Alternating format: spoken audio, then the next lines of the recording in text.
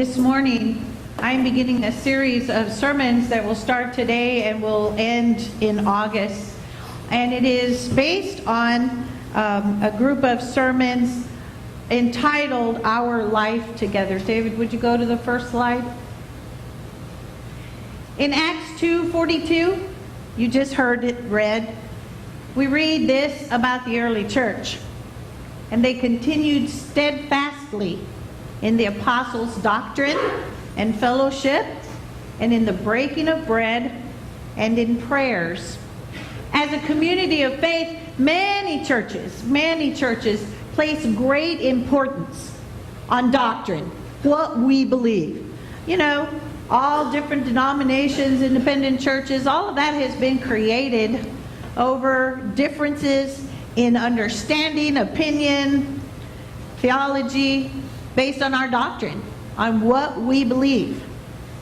So that is something that we deal with all the time. What is it that we truly believe? And then we observe the Lord's Supper. In our early worship service in this community, we have communion every Sunday. It is very important. And here, we have it at least once a month and at other special times. Serving and worshiping together through the celebration of the Lord's Supper is very important to us. And prayer is important. We encourage people to pray and to lift each other, and we pray for each other. That is always important. But the one thing that was mentioned in that verse that is important and not always the focus of our attention is fellowship. What about fellowship? Do we understand this facet of the Lord's church? Now, in the first service, I put it in this little, I guess it's called a caveat. I said, I've been here long enough to know that fellowship is important to this community. So, I don't want you sitting through my sermon going, well, she's preaching to the choir. You know, why is she talking to us about fellowship? We fellowship up a storm around here. Well, there are churches everywhere that on their signs and in their vision statements and in their purpose statements, they say, we are a friendly community of faith. Right? Have you seen them? All over the place. Karen, as an assistant district superintendent, has been in and out of churches all over, and I'm sure she has seen that. And yet people walk in, nobody says hello, nobody greets them, they sit, they are anonymous for an hour. Nobody, and this is in a friendly church. Now, I know that's not happening here, but I want you to listen with open minds to the word this morning, to my words this morning, based on this understanding of fellowship. And see if possibly there is an area in this understanding of fellowship where we could improve. How's that? Okay? So, fellowship. Do we understand all the facets of fellowship in the Lord's church? And are we practicing it based on the example set by the church, the early church? Did you hear that? They had all things in common. They were together. They prayed for each other. You know, all of those things. Are we practicing that? Beginning today, and like I said, for about 8 more weeks, excluding Father's Day. I'll be in Honduras on Father's Day, and Glenn is going to be preaching for us, and so you'll be in good hands. For about 8 more weeks, we will be touching on this topic about what it means to be the community of faith together. And it's based on the writings of a gentleman named Mark Copeland, and I just wanted you to know that up front. Part of the problem that we face in the church is self-centeredness, especially these days. A lot of folks are only worried about themselves, and that bleeds over into the church. Self-centeredness is a common problem in a lot of areas of our lives. It's either my way or the highway, right? And you hear that a lot, everywhere. Now, what if someone showed up in church, an anonymous person just showed up, came in probably after worship had started, or maybe even at the beginning when everybody's, around. And they were doing a survey of the church's fellowship together. What would they find out? What would they find out? And they might examine things like, how do we relate to one another when we get together for worship? How do we relate to each other? Do we only speak to the few people that we sit by every Sunday? Or do we strive to be, like all-inclusive? Talk to everybody, as many as you can in the time that you have available to you. Or how do we interact with each other away from here? When we see each other in town, when we see each other at Brookshire Brothers, when we see each other at the library or downtown on Main Street at the bakery, how do we interact with each other? Do we recognize each other as being fellow members of this community of faith? Or do we kind of go, I'm hoping nobody would do that, right? But sometimes in our hurry and in our busyness and all of that, we might not really recognize or respond to those that we know, even if you only know them by face, right? Are part of this community. Another question might be, are you loyal to each other? When you hear people saying stuff about the church that for one is not true, and for two they shouldn't be saying, and for three they don't even come to this church, do you stand up in a Christ-like way and defend what you know about this community? Are we loyal to each other? And then how much time do we spend with each other other than Sunday mornings and Sunday school? How much time do we spend with each other? And do we know much about the people we sit next to in worship? Do we know them? Do we know who their children are? Do we know where their kids are? Do we know some of the hurts and some of the things that they've been dealing with in their lives? Not that I'm telling you to, sit next to somebody for an hour and just spill it about everything. That's not what I'm talking about. But do we know each other well enough that when a prayer request is lifted up for one of our family members or something, you are going, oh, that's their son. He lives in wherever. Or that's their daughter. We can pray for her. We actually have a kind of an understanding of what they look like and, a little bit of what's going on. Do we know the people we sit next to in worship? And then part of the problem, and especially in larger churches, but it happens in smaller churches, is that many church members go to church the way they go to the movies. They go to be fed or entertained, and then they leave. I've heard people that say, not necessarily here, I've served in a lot of places, I come in late because I don't want anybody to bother me, I just want to, and well, maybe they really do feel that way. But do we just come to be fed?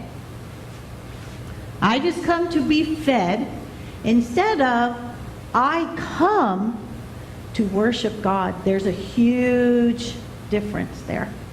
A huge difference in just coming to receive, or are we coming to worship, to give God the glory in all things? They leave and they think I've done my duty for the week. I'm good, right? I don't know if you know anybody like that. I've met some over the years. So, what are some of the reasons for self-centeredness? And I don't know that the gentleman who first started thinking about this went back far enough in the decades, because he only went back to the 70s. And for most of us, we were already adults in the 70s, and we had grown kids or children growing up in the 70s. But this, you might be able to relate to some of this. The 70s, that decade of looking out for number one, right? And if it feels good, do it. If it feels good, do it. I know you heard that in the 70s, right? I heard it over and over. If it feels good, do it. Don't worry about, what anybody else thinks. If you think it's okay, just go for it, Well, that ends up being this very self-centered attitude. If it feels good to me, then I have the right to just do it, whatever it may be. And then in the 80s, well, you had that greed decade. Man, our kids grew up in the 80s. I need a new car, I needed this, I need that, Mom, I need that, all the time. It was this gimme kind of attitude, and unfortunately, those of us who now have children in about their 30s or so are dealing with all of that. That just do it attitude, the Nike swoosh that said just do it. And just about everybody owned a shirt that said just do it on it. It was again that attitude of, if you feel like doing it, do it. Doesn't matter what anybody else thinks or who it may impact or the results of it. Just do it. Society in those days started to become very mobile, right? Everybody was moving everywhere. Your children no longer live close to you. Well, I don't know about you, but ours live on the opposite ends of the country. One in Phoenix, one in Asheville. We visit Phoenix in the winter and Asheville in the summer. It works out pretty well for us, but they're far, far away, right? Society became very mobile. Very few communities are like Smithville, where we actually have people that have lived here since they were born. Very few communities are like that anymore. People also live very far away in so many situations from where they worship. People pick which church they're going to go to, and they'll drive. In Austin, there are folks that drive 30 miles past 7 United Methodist churches to get to the one that they want to be a part of because it has, all right? We became a very mobile society. And then technology. That's the deal now, isn't it? I'm not a real technologically savvy person. My husband will tell you. All right? But I have a cell phone, like a pretty cool one, and I have an iPad, and I have a desk, a laptop, and I use a computer almost every day. Ian, for pity's sake, is a computer programmer, analyst, whatever he is. We are computer-oriented people these days. And technology is good in so many ways.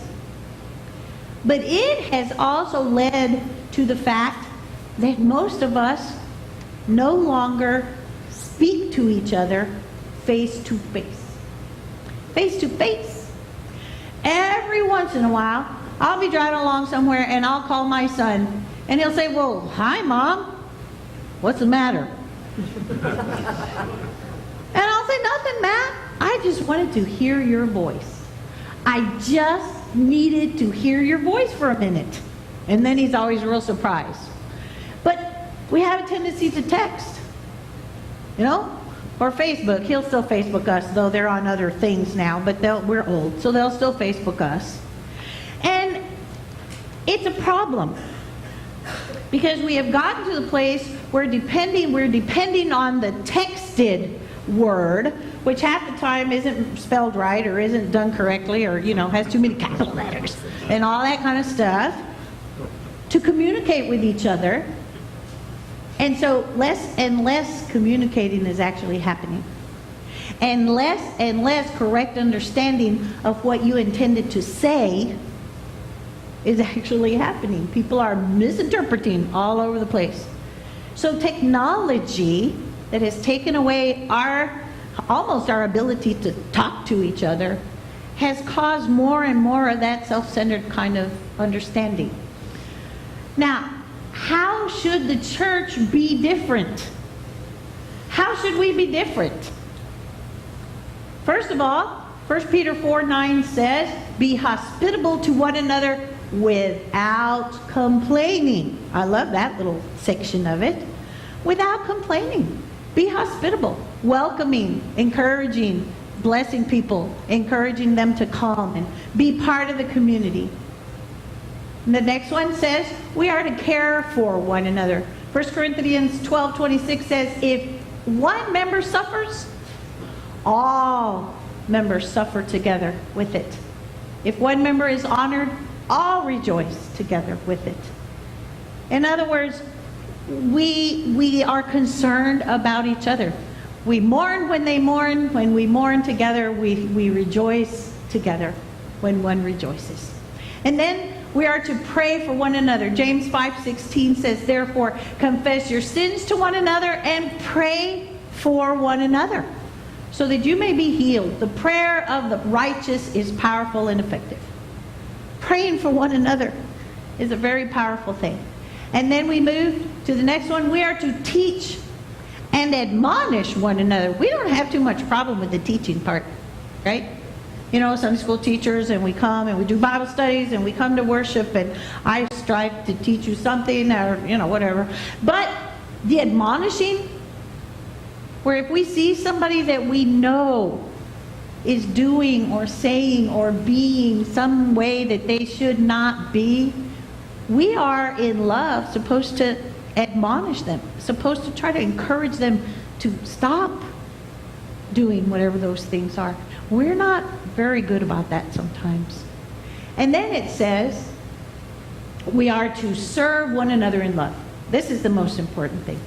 Galatians 5:13 says, through love become servants to one another. Through love. Because you care about that person. Because Jesus first loved you. That should just spill out onto everybody else. And so, here are some very practical suggestions. If you're doing all of these things already, thanks be to God. If there's one or two of them that you're not, then I encourage you to try to try one of these things. These will enhance our ability to provide the proper fellowship with our fellow brothers and sisters in the church.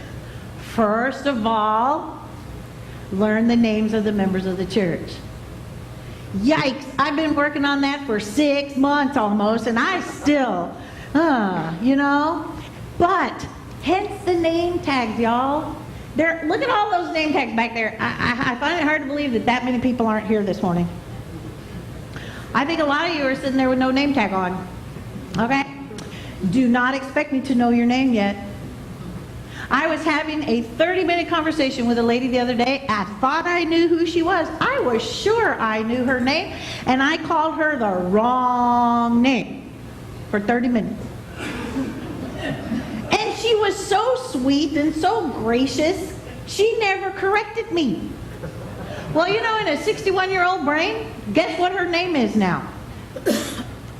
Because I called her that for the longest time, and so that's probably what she's going to be forever. Except that I walked her out into the parking lot, said goodbye, and said her name, wrong name. She got in the car, smiled, waved at me, and left. I walked back into the office, and dear sweet Sandra said, so how is it with? And she said her name, and I just went, what? Is that her name? And she said, yeah, I thought you knew. And I said, no. And I've been calling her the wrong thing for 30 minutes. I went running out and caught her in the parking lot. And I said her name. And then I said, I am so sorry. Why didn't you tell me that I was calling you by the wrong name? And she just kind of smiled and said, well, I figured you'd figure it out sooner or later. Well, please, friends, don't figure anything with me, okay? Just, if I call you by the wrong name, you have my permission to say, sweetie, or whatever. My name is, and I'll just say, oh, I'm so sorry. And then repeat it. And if I repeat it 2 or 3 times, that's only because that's how it'll stick in my brain, okay? So name tags are real important. Don't assume everybody knows you. Please don't. The next one, take notice of the joys and concerns. All of these things that are written in this bulletin, people have called and asked us to put them in here so that the community of faith will pray for them. Take notice of them, write the new ones, you know, down here on Sunday mornings, take this home, and then the next one is pray for all of these special needs and mention them by name in your private prayers. That is powerful. That is powerful. And then allow yourself to have an approachable personality and a transparent lifestyle. Don't be afraid to let people get to know the real you. Now, this does not mean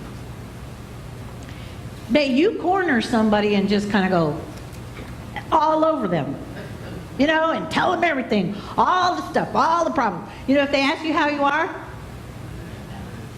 whoa, it goes on for the next 20 minutes about this hurts and that hurts and this hurts and, you know. That's not what I'm talking about. I'm talking about being open enough to share, you know, or to ask them, how are you? Or to be like me, you know, I knocked over communion one day. Who? Nobody expects the pastor to do that. But it's just a way of you all seeing that I'm just human like everybody else, right? And we all need to be open enough with each other to just kind of laugh and go, well, there you go, and keep moving on. But don't have so many barriers up in front of you that people never get to know who you are. That's part of being in fellowship with one another. Now, yeah, you can be careful about what you share. There's some things that are just too private and too personal. I understand that, okay? And finally, these suggestions will help us to know each other better. And guests will feel more welcome in our midst if we do these things with them too. We welcome them, we ask them their name, we show them a place where they can sit, or ask them to sit by you. Just be open and welcome with those who come into this place for the first time. And may we be known. May we be known as a community that truly does care, not only about the people that are already part of this community, but that we truly care about those outside of our walls. And we are willing to let them become part of the fellowship here in this place. This is my prayer for all of us. Thanks be to God. Amen.